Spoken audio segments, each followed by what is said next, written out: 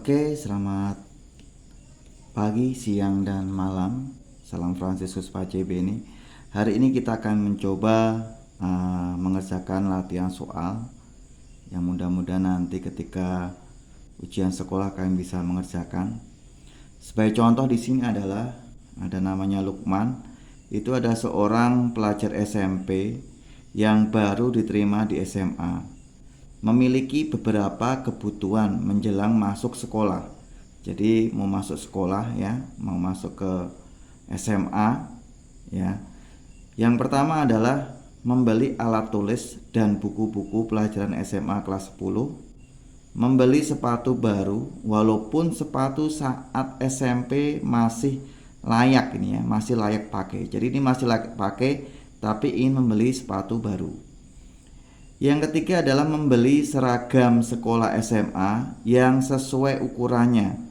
Berarti kemungkinan karena tidak sesuai maka harus membeli baju seragam yang baru. Yang keempat adalah membeli sepeda baru walaupun jarak rumah dan sekolah dekat. Dari kebutuhan tersebut, cara memenuhi kebutuhan yang paling tepat. Nah, ini kasih guys. Yang paling penting yaitu mengenai yang paling tepat ya. Kalau yang paling tepat berarti kebutuhan, kita harus menentukan kebutuhan mana yang lebih penting ya, mana yang harus dipenuhi lebih dulu ya. Nah, dari keempat option ini kita lihat kalau membeli alat tulis dan buku pelajaran SMA ini sangat penting ya, berarti ini diprioritaskan. Yang kedua, membeli sepatu baru walaupun sepatu saat SMP masih layak pakai. Ini masih layak pakai berarti tidak perlu ya, berarti tidak perlu menjadi prioritas untuk dipenuhi. Yang ketiga adalah membeli seragam sekolah SMA yang sesuai ukurannya. Ya, berarti ini ya harus menjadi prioritas ya. Kenapa prioritas? Karena tidak muat lagi, tidak mungkin dia nanti masuk SMA memakai baju yang tidak muat. Membeli sepeda baru walaupun jarak rumah dan sekolah dekat. Nah, ini tidak perlu menjadi prioritas ya, karena dekat bisa jalan kaki. Jadi tidak perlu membeli sepeda baru, pakai sepeda yang lama ya. Jadi jawabannya adalah yang A, mengutamakan membeli sepatu baru, peralatan tulis dan buku pelajaran SMA. Nah, ini salah karena di sini membeli sepatu baru ya. Jadi ini salah ya, karena ada sepatu baru. Sepatu barunya tidak perlu karena masih bisa memakai yang di SMP. Yang B adalah seragam sekolah tidak perlu dibeli, tetapi membeli sepeda baru. Nah, ini juga salah ini ya. Ini tidak bisa menentukan prioritas ya. Sudah punya sepeda, ngapain membeli sepeda lagi? Padahal bajunya sudah nggak muat. Seharusnya baju dulu yang dibeli. Yang C, mengutamakan membeli seragam sekolah. Oke, ini benar ya, membeli seragam sekolah, kemudian alat tulis dan buku pelajaran SMA. Ini benar. Kita lihat yang D, membeli sepeda baru. Nah, ini salah, membeli sepeda baru. Yang E, mengutamakan membeli seragam sekolah SMA dan membeli sepeda baru. Ini salahnya di sepeda baru. Jadi dari jawaban ini, option ini, yang paling tepat itu adalah yang C. Ya, jadi kita harus bisa menentukan mana skala prioritas. Ya. Yang kedua, bagi negara-negara berkembang, masalah kelangkaan tenaga kerja berkualitas masih menjadi perhatian khusus. Ya, jadi ini negara berkembang, ya, masalahnya adalah kelangkaan tenaga kerja, yaitu kualitasnya. Kelangkaan ini disebabkan rendahnya keterampilan, berarti keterampilannya ya, kualitas tenaga kerjanya yang rendah, dan tingkat pendidikan tenaga kerja. Cara mengatasi masalah tersebut, caranya gimana? A, memperluas kesempatan kerja bagi angkatan kerja muda. Ini benar, tapi tidak sesuai dengan konteks permasalahan yang ada di sini, yaitu mengenai kualitas tenaga kerja, yaitu keterampilan dan tingkat pendidikan. Berarti ini salah. Meningkatkan penyelenggaraan sistem pendidikan yang berkualitas. Ini sesuai ya, karena di sini dibutuhkan ya, karena di sini rendah keterampilan maka diperlukan pendidikan yang berkualitas. Berarti jawabannya benar, ini yang B. Kita lihat yang C, meningkatkan standar pengupahan bagi para karyawan baru. Ini benar tapi tidak sesuai dengan konteks yang ada di atas, berarti salah. Mempermudah pelayanan kesehatan bagi para masyarakat, ini sama sekali tidak ada hubungannya. Ya. Memperketat proses perekrutmen bagi para pencari kerja, ini juga tidak sesuai dengan konteksnya. Jadi yang benar adalah yang B. Seperti itu. Itu untuk soal nomor 2. Berikutnya soal nomor 3. Soal nomor 3 adalah kemacetan lalu lintas di ibu kota Jakarta. Jadi kalau kalian pernah ke Jakarta, di Jakarta itu macet di sana ya, dan dikategorikan sangat parah. Hal ini disebabkan pertumbuhan kendaraan bermotor dengan ruas jalan tidak seimbang. Jadi kendaraannya lebih banyak dibandingkan ruas jalannya. Pemerintah DKI Jakarta berupaya mengatasi masalah. Jadi pemerintah DKI itu berusaha mengatasi masalah tersebut dengan menyediakan transportasi massal seperti penyediaan busway, kemudian MRT ya, atau Mass Rapid Transit ya, sehingga harapannya masyarakat Jakarta tidak memakai kendaraan pribadi tetapi memakai kendaraan umum ya, sehingga mengurangi kemacetan. Masalah pokok ekonomi modern yang terjadi pada Pemda DKI Jakarta tadi masalah mengenai apa? Yaitu penyediaan transportasi massal. Masalah pokok ekonomi itu ada 3 ya. Yang pertama itu adalah menentukan apa ya, apa yang akan diproduksi ya, apa yang akan diproduksi ya, itu masalah pokok ekonomi yang pertama. Yang kedua, setelah menemukan apa yang akan diproduksi, kemudian bagaimana caranya ya, bagaimana cara memproduksinya ya. Yang ketiga adalah setelah menentukan bagaimana, untuk siapa barang tersebut diproduksi ya, untuk siapa ya.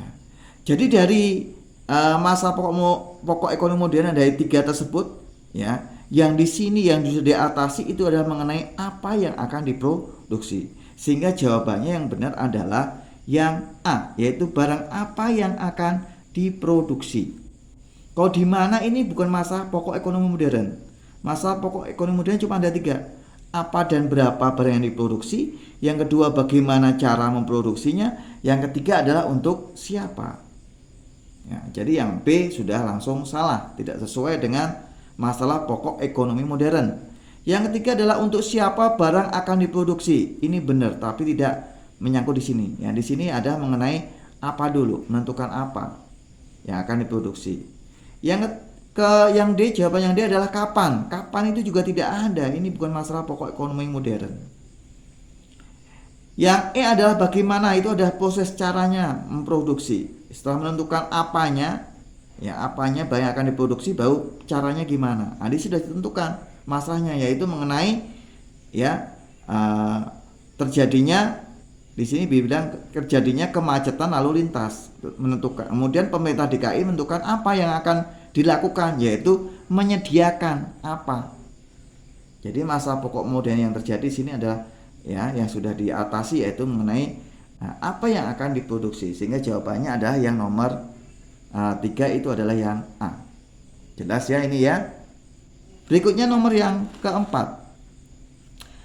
Nomor keempat itu adalah penduduk di negara X diberi kebebasan dalam memiliki faktor-faktor produksi dalam menciptakan barang dan jasa yang berkualitas, sehingga di negara tersebut perekonomiannya sangat maju. Tetapi sering juga timbul masalah ekonomi seperti jurang pemisah antara yang kaya dengan yang miskin, kemudian resesi ekonomi dan lainnya. Peran pemerintah dalam sistem ekonomi tersebut adalah yaitu mengenai sistem ekonomi. Jadi kalian harus ingat ya, sistem ekonomi itu ada pertama sistem ekonomi tradisional ya, yang terikat dengan tradisi. Yang kedua adalah sistem ekonomi pasar. Yang ketiga adalah sistem ekonomi komando ya, yang terpusat. Yang keempat adalah campuran, yaitu gabungan antara komando dengan pasar. Nah, dari soal nomor 4 tadi ya, ini sistem ekonomi apa yang diberikan, ada di sini, ya, yang diberlakukan oleh penduduk di sini diberikan kebebasan dalam memiliki faktor produksi. Berarti sistem ekonomi yang dipakai adalah sistem ekonomi pasar. Ya, jadi kalau pasar, ya ini yang dipakai, yaitu masyarakat diberikan kebebasan. Nah, sekarang kita lihat peran pemerintah dalam sistem ekonomi pasar tadi, ya. Menutup semua hubungan dengan pihak luar demi kelestarian negara X. Ini bukan sistem ekonomi pasar. Jadi di sini ada bagaimana cara mengatasi, ya, masalah tersebut, ya, pemerintah cara mengatasi masalah tersebut memakai sistem ekonomi pasar. Ya, sistem ekonomi pasar. Melarang masyarakat menguasai faktor-faktor produksi dalam negara X. Nggak bisa, sistem ekonomi pasar itu diberikan kebebasan. Menguasai sepenuhnya sumber daya produksi guna menghindari monopoli, nggak bisa. Ini kalau sistem ekonomi, ya, komando yang terpusat bisa, tapi ini kita memakai sistem ekonomi pasar, tidak bisa. Yang D, menarik pajak kepada setiap pelaku ekonomi demi pemerataan pendapatan, ini yang benar, ya. Jadi peran pemerintah di sini kalau kondisinya seperti ini, ya, terjadi jurang pemisah antara kaya yang miskin, yaitu dengan cara, ya, diberikan kebebasan, tapi pelaku ekonomi harus membayar pajak, dan pajak ini yang dipakai untuk melakukan pemerataan pendapatan. Jawaban yang D yang benar. Membagi peran dengan swasta dalam upaya meningkatkan pembangunan, salah ini sistem ekonomi campuran, jadi salah. Jadi jawaban nomor 4 itu adalah yang D. Berikutnya adalah nomor 5, ya. Analisis perilaku konsumen dengan pendekatan kardinal dan ordinal. Nah, ini adalah mengenai perilaku konsumen, ya. Itu di materi kelas 10, ya, mengenai perilaku, ya, konsumen. Itu ada 2 pendekatan, ada pendekatan kardinal dan ordinal. Kardinal itu masih sifatnya tradisional, kemudian diperbarui dengan pendekatan ordinal. Yang ditanyakan di sini adalah pendekatan kardinal, ya. Di pendekatan kardinal, ya, di pendekatan kardinal itu bahwa semua kepuasan itu bisa dihitung, ya, bisa dihitung, ya. Maka muncul ada namanya marginal utility, kepuasan marginal, ya. Sekarang kita lihat, berbeda dengan pendekatan ordinal. Kalau pendekatan ordinal ini, ya, pendekatan di mana bahwa semua kepuasan, ya, kepuasan terhadap suatu barang, ya, kepuasan manusia dalam mengkonsumsi suatu barang itu tidak bisa, ya, dihitung, ya, cuma bisa dibuat peringkat. Oh, saya suka ini dibandingkan itu, tapi kesukaan tiap orang berbeda-beda, ya. Jadi tidak bisa kita berbuat, oh, saya suka ini nilainya 80, nggak bisa, ya. Kalau pendekatan kardinal bisa mengatakan, oh, ini bisa dibuat, oh, ini nilai 80, ini 70, bisa. Tapi kok pendekatan ordinal tidak bisa, ya. Maka dibuatlah namanya kurva indifferent, ya. Jadi cuma bisa diurutkan dan dibandingkan saja. Kita lihat satu persatu. Yang pertama ada kenikmatan dan manfaat dirasakan konsumen dapat diukur secara kualitatif. Ini maksudnya adalah sebenarnya tadi, yang agak salah ini, ya, sebenarnya adalah kuantitatif, kuantitas berdasarkan angka-angka. Ini adalah masuk ke dalam pendekatan kardinal, ya. Jadi ini ada kesalahan, harusnya ini adalah kuantitatif, ya, kuantitas, ya. Ini sesuai dengan pendekatan kardinal. Nomor 2 adalah konsumen berusaha mendapat kepuasan maksimal atas barang yang dikonsumsi. Ya, ini ada pendekatan kardinal. Yang ketiga adalah kepuasan konsumen dapat dinyatakan dalam bentuk alat analisis marginal utility atau kepuasan marginal atau total utility nanti, ya. Ini adalah pendekatan kardinal. Keempat, kepuasan konsumen dapat dinyatakan dalam bentuk alat analisis indiferensi kurva atau kurva indiferensi, ya. Nah, ini yang masuk ke dalam pendekatan ordinal, ya. Konsumen membuat urut-urutan kombinasi atas barang yang dikonsumsi. Ini adalah pendekatan ordinal. Setelah diurutkan, maka dibuatlah kurva indifferent. Ya. Jadi jawabannya yang benar adalah kalau menggunakan pendekatan kardinal itu adalah 1, ya, 2, dan 3. Jadi jawabannya yang A. Oke, seperti itu. Nanti kita lanjutkan untuk latihan soal berikutnya untuk nomor 6 sampai dengan nomor 10. Bagi siswa yang nanti masih belum jelas, nanti silahkan ditanya, chat dengan Bapak ya, ataupun nanti kita akan diskusi di Zoom meeting ataupun di Google Meet. Oke, Bapak akhiri. Selamat pagi, siang, malam. Salam Fransiskus Pacebeni.